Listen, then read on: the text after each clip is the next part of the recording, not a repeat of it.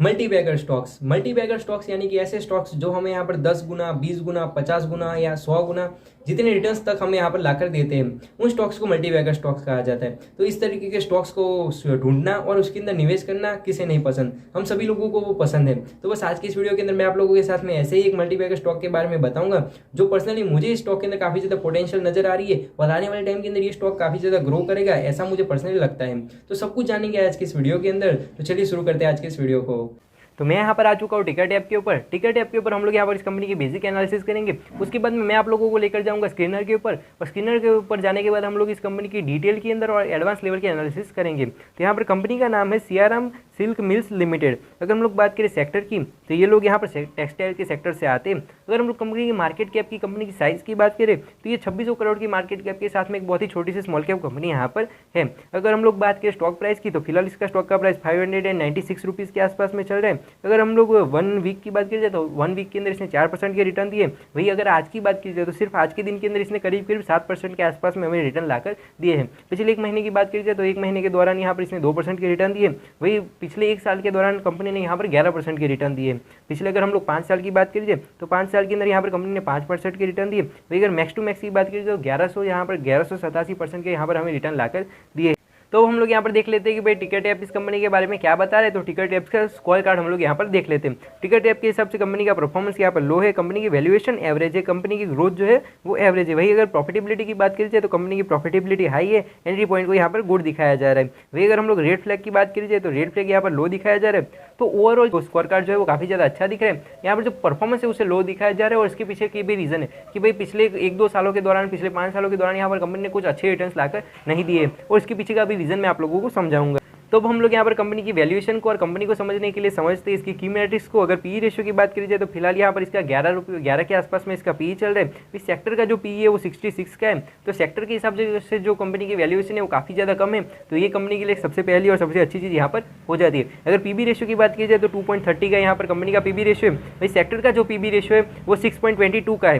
तो अगर सेक्टर के साथ कंपेयर किया जाए, तो भाई इसका price to book value ratio भी कम है, तो वो भी कंपनी के लिए एक बहुत ही अच्छी चीज़ यहाँ पर हो जाती है। अगर डिविडेंड यील्ड की बात करिए, तो 1.97% की यहाँ पर कंपनी की डिविडेंड यील्ड है। वही सेक्टर की जो डिविडेंड यील्ड है वो 0.59% की है। तो यहाँ पर जो कंपनी की डिविडेंड यील्ड है वो भी काफ़ी अच्छी है। तो इन जनरली जो 2% से 5% जितनी जो डिविडेंड यील्ड होती है वो एक जेन्युइन डिविडेंड यील्ड बोली जाती है। जनरली छोटी बड़ी कंपनियों के अंदर जितनी भी अच्छी कंपनियाँ होती है वो रफली इतनी डिविडेंड यील्ड तो हर साल यहाँ पर ये लोग देते ही देते हैं।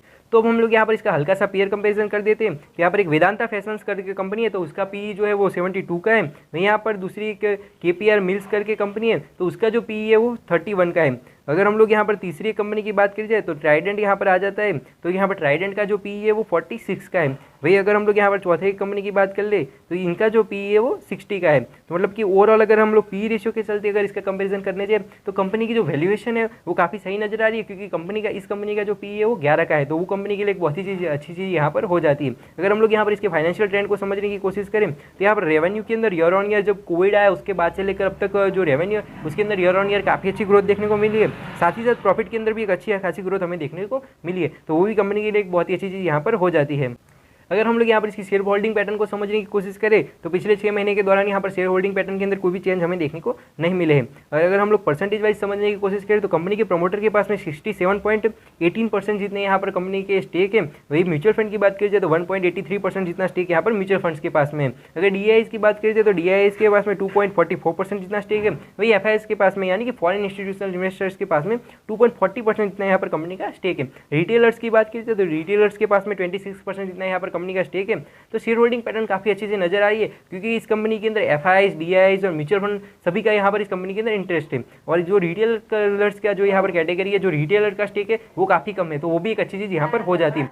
लेकिन जो कंपनी के प्रमोटर है उनका स्टेक जो है वो 60% से भी ज़्यादा है। तो वो कंपनी के लिए एक बहुत ही अच्छी चीज़ यहाँ पर हो जाती है।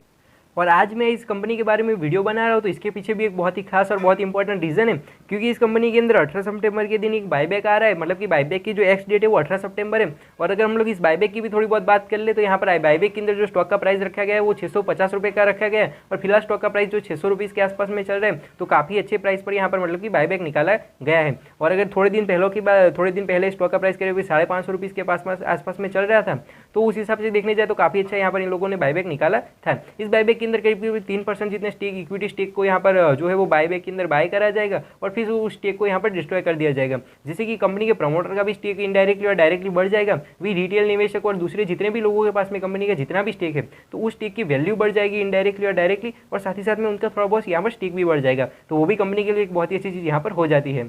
तो मैं आ चुका हूँ यहाँ पर स्क्रीनर के ऊपर आपको कंपनी के बारे में थोड़ी बहुत और डिटेल के अंदर इन्फॉर्मेशन देने के लिए। तो यहाँ पर कंपनी के बारे में भी हम लोग यहाँ पर थोड़ा बहुत जान लेते हैं। तो Siyaram silk mills limited is a textile manufacturing company. It is engaged in the manufacturing fabrics and readymade garments specially in the men's wear section.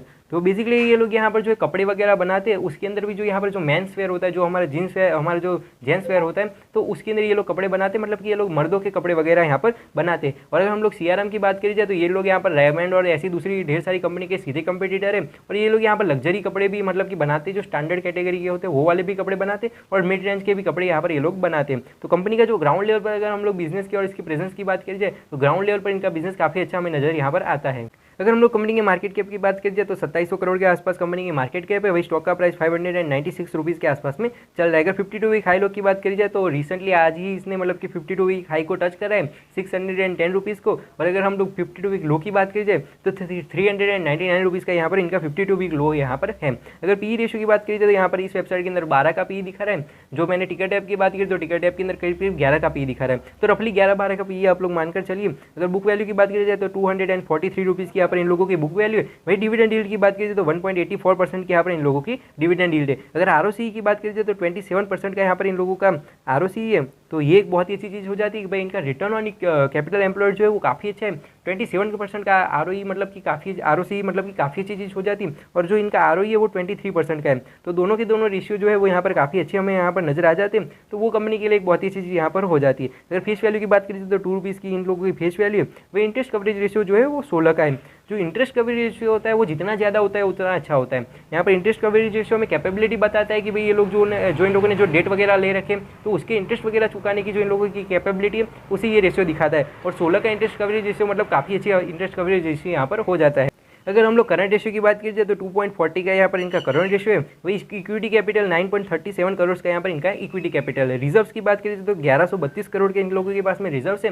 तो ये काफ़ी अच्छी चीज़ हो जाती है क्योंकि कंपनी की मार्केट कैप 2700 करोड़ है। वहीं इन लोगों के पास में 1132 करोड़ 32 करोड़ के तो सिर्फ और सिर्फ रिजर्व्स है। तो वो कंपनी के लिए एक बहुत ही अच्छी चीज़ हो जाती है। वही 163 करोड़ का यहाँ पर इन लोगों के पास में डेट है। तो यहाँ पर थोड़ा सा डेट हम लोग मानकर चल सकते हैं क्योंकि यहाँ पर डेट ना उतना ज़्यादा है ना कम है, लेकिन डेट है तो ये भी हमें यहाँ पर ध्यान रखने वाली चीज़ यहाँ पर हो जाती है। अगर ईपीएस की बात करी जाए तो 49 रुपीज़ का यहाँ पर इन लोगों का ईपीएस है। तो वो भी काफ़ी अच्छी चीज़ यहाँ पर हो जाती है। डेट टू इक्विटी रेशियो 0.40 का है 14 का है क्योंकि यहाँ पर जो कंपनी का जो डेट है वो काफ़ी कम है, इसलिए रेशियो भी हमें ठीक ठाक सा नजर आ रहा है। अगर नेट प्रॉफिट मार्जिन की बात करें तो 11% का इनका नेट प्रॉफिट मार्जिन है। तो अगर हम लोग दूसरी कंपनीज के साथ में कंपेयर करें, दूसरे सेक्टर के साथ में कंपेयर करें तो इनका जो एनपीएम है नेट प्रॉफिट मार्जिन जो है वो थोड़ा सा कम नजर आ रहा है। लेकिन हाँ, ये 11 का एनपीएम भी कोई कम नहीं होता, लेकिन उसी हिसाब से कंपनी की जो वैल्यूएशन है वो भी काफ़ी कम है। तो वो भी एक अच्छा पॉइंट यहाँ पर हो जाता है। प्रमोटर की होल्डिंग 67.2% की है, तो वो भी एक अच्छी चीज़ यहाँ पर हो जाती है। अब हम लोग यहाँ पर पी रेशियो को थोड़ा बहुत और डिटेल में समझते हैं। तो इनका जो यहाँ पर पिछले 5 सालों का यहाँ पर जो इनका मीडियन पी है वो 11 का है और फिलहाल मतलब कि 12 के पी के आसपास ही कंपनी चल रही है। तो मतलब वैल्यूएशन को अगर हम लोग समझने जाए तो फिलहाल जो इसकी वैल्यूएशन है वो काफ़ी अच्छी हमें यहाँ पर नजर आ रही है। तो अब हम लोग यहाँ पर कंपनी के प्रोज और कॉन्स को समझने की कोशिश करते हैं कि भाई कंपनी के अंदर क्या अच्छी चीज़ें और क्या बुरी चीज़ें। अगर प्रोज की बात करी जाए तो यहाँ पर कंपनी हैज़ रिड्यूस्ड डेट। तो मतलब कि कंपनी ने यहाँ पर जो अपना कर्जा है, जो डेट है, जो बोरोइंग है, उसे कम करने की कोशिश करी है, उसे पिछले कुछ सालों के दौरान यहाँ पर कम करा है। तो वो कंपनी के लिए पहला और सबसे अच्छा प्लस पॉइंट यहाँ पर बन जाता है। Company has been maintaining a healthy dividend pay out of 148%। तो यहाँ पर जो कंपनी ने अपना डिविडेंड पे आउट है, जो अपनी डिविडेंड यील्ड है, उसे मेंटेन करके रखा है और ईयर ऑन ईयर वो यहाँ पर रेगुलरली डिविडेंड्स वगैरह निकाल रहे, तो वो भी कंपनी के लिए एक बहुत ही अच्छी चीज़ यहाँ पर हो जाती है। अगर हम लोग कॉन्स की बात करें भाई इस कंपनी के अंदर क्या बुरी चीज़ें क्या गलत चीज़ें, तो यहाँ पर एक ही चीज़ बताइए that the company has delivered a poor sales growth of 5.17% of over past 5 years. तो मतलब कि पिछले 5 सालों के दौरान यहाँ पर जो कंपनी का जो सेल्स ग्रोथ है वो काफ़ी कम है। मतलब कि यहाँ पर कंपनी ने जो अपने सेल्स की ग्रोथ है वो उतनी अच्छी नहीं करी है। तो वो एक यहाँ पर हल्का सा हुआ यहाँ पर गलत पॉइंट मतलब कि हो जाता है, जो कि यहाँ पर कंपनी को थोड़ा सा बुरा बना देता है। तो बस यही कुछ बातें थी जो मुझे आज के इस वीडियो के अंदर रखनी थी। पर्सनली मुझे ये कंपनी काफ़ी ज़्यादा पसंद आई, और आप लोगों का एक सवाल आपके दिमाग के अंदर ये जरूर से रहेगा कि सर इसने पिछले 5 सालों के अंदर कुछ खास रिटर्न हमें लाकर नहीं दिए हैं, इस कंपनी ने की है। अगर हम लोग ग्रोथ वगैरह की बात करीजिए तो यहाँ पर सेल्स ग्रोथ यहाँ पर उतनी अच्छी नहीं है, तो मतलब कंपनी के अंदर काफ़ी सारी गलत चीज़ें है, उसके बावजूद भी आपको ये कंपनी इतनी ज़्यादा पसंद क्यों है? तो इसके पीछे का सबसे अच्छा बड़ा रीज़न यही है कि जो ये लोग जिस सेक्टर के अंदर आते हैं उस हिसाब से इनका जो पीई/पीबी रेशियो है वो काफ़ी ज़्यादा अंडर वैल्यूड है, अंडर कंट्रोल के अंदर है, तो वो एक कंपनी के लिए अच्छी चीज़ हो जाती है। वहीं इन लोगों की मार्केट कैप जो है वो काफ़ी छोटी है, तो इन लोगों के पास में ग्रोथ अपॉर्चुनिटी काफ़ी ज़्यादा है। तो ये लोग आने वाले 10 से 15 सालों के अंदर स्मॉल कैप से कन्वर्ट होकर मिड कैप, और मिड कैप से सीधा लार्ज कैप तक भी ये लोग यहाँ पर पहुंच सकते हैं। और ये जो कपड़ों का जो क्लोथिंग का जो मार्केट है वो यहाँ पर मतलब कि एवरग्रीन मार्केट हम लोग बोल सकते हैं कि भाई कोई भी सिनेरियो हो, कोई भी कंडीशन हो, जो कपड़े वगैरह है ये वाला सेक्टर जो है वो चलता रहता है। और इसके अंदर भी ये लोग यहाँ पर जो लग्जरी कपड़े वगैरह बनाते हैं तो उसके अंदर प्रॉफिट मार्जिन जो रहता है वो काफ़ी ज़्यादा हाई रहता है, तो ये लोग इसे भी सुधारने की कोशिश करेंगे, तो आने वाले टाइम के अंदर कंपनी के लिए वो भी एक अच्छी चीज़ यहाँ पर हो जाती है। कंपनी के ऊपर डेट वगैरह कम है, लाइबिलिटी वगैरह भी कम है, लेकिन कंपनी के ईयर ऑन ईयर प्रॉफिट काफ़ी अच्छे हैं। और कंपनी ने यहाँ पर जो बायबैक निकाला है वो भी एक अच्छी चीज़ यहाँ पर हो जाती है। और ये बायबैक हमें डायरेक्टली ये चीज़ दिखाता है कि जो कंपनी के प्रमोटर है वो अपनी कंपनी के अंदर काफ़ी ज़्यादा इंटरेस्टेड है, और वो धीरे धीरे अपना स्टेक बढ़ाने की यहाँ पर वो लोग यहाँ पर कोशिश कर रहे हैं। साथ ही साथ एफआईज और म्यूचुअल फंड वगैरह जो है, डीआईज वगैरह है, तो उन लोगों का भी इस कंपनी के अंदर काफ़ी ज़्यादा इंटरेस्ट है, तो वो भी हमारे लिए काफ़ी ज़्यादा इंटरेस्टिंग और काफ़ी ज़्यादा अच्छी चीज़ यहाँ पर हो जाती है। क्योंकि अगर प्रमोटर अपनी कंपनी को लेकर सीरियस है, उन्हें उस कंपनी के अंदर इंटरेस्ट है और वो ईयर ऑन ईयर अपने स्टेक को बढ़ाने की कोशिश कर रहे हैं, तो वो एक बहुत ही अच्छी इंटरेस्टिंग चीज़ यहाँ पर हो जाती है। और जैसे जैसे प्रॉफिट वगैरह ग्रो होगी, जैसे जैसे कंपनी की वैल्यूएशन ग्रो होगी, जैसे जैसे स्टॉक का प्राइस ग्रो होगा, तो वैसे ही ये लोग अपने डिविडेंड्स वगैरह भी, डिविडेंड पे आउट जो है उसे भी बढ़ाने की कोशिश करेंगे, ईयर ऑन ईयर अच्छे अच्छे डिविडेंड्स भी लाकर देंगे। तो ये ओवरऑल जो सिनेरियो है, टोटल एनालिसिस करने के बाद में पर्सनली मुझे तो ये कंपनी काफ़ी ज़्यादा पसंद आई, और मेरा पर्सनल यहाँ पर टारगेट जो है वो आने वाले 15 सालों के अंदर यहाँ पर 20 गुना या 50 गुना जितना यहाँ पर है। तो आप लोगों को इस कंपनी के बारे में क्या लगता है आप लोग कमेंट सेक्शन के अंदर जरूर से बताना। बस यही कुछ बातें थी जो मुझे आज की वीडियो के अंदर रखनी थी। आई होप कि आपको वीडियो अच्छा लगा होगा, अच्छा लगे तो लाइक करें, कमेंट करें, शेयर करें, और अगर चैनल पर नए तो सब्सक्राइब कीजिए। मैं मिलता हूं आपको ऐसे वीडियो के साथ, तब तक के लिए बाय बाय, जय हिंद, वंदे मातरम।